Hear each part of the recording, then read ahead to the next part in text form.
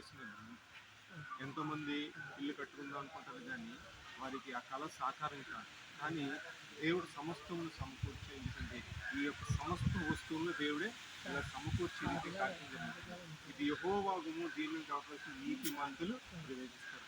ఈ కుటుంబం అంతా రక్షించబడింది. ఈ కుటుంబం అంతా దేవునిలో మరి ఉంటూ మరి నీతివంతంగా జీవిస్తూ దేవుడి నుండి పాల్గొలు పొందుకుంటారు. అందుచేత అంటాడు కదా, మీరు కృతజ్ఞతాత్మలను చెల్లించు ఆయన గుమ్మంలోనికి ప్రవేశించారు.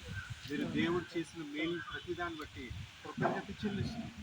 నువ్వు లోనికి వచ్చినప్పుడు దీవించబడుతుంది, వెలుగులికి వెళ్ళినప్పుడు దీవించబడుతుంది. దేవుని వాక్యం తెలుస్తుంది.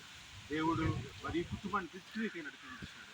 గుమ్మములారా మీ కళలు పైకెచ్చుడు, మహిమ గల రాజు ప్రవేశించు. దేవుడే మరి లోనికి వెళ్ళినప్పుడు మీకు తోడుకుంటాడు, బయటకు వచ్చినప్పుడు తోడుకుంటాడు. ఇంట్లో కుటుంబానికి దేవుడు అధిపతిగా ఉంటాడు. దేవుడు సమస్తాన్ని సమకూడి నడిపిస్తాడు. దేవుడి మాటల్లో మనం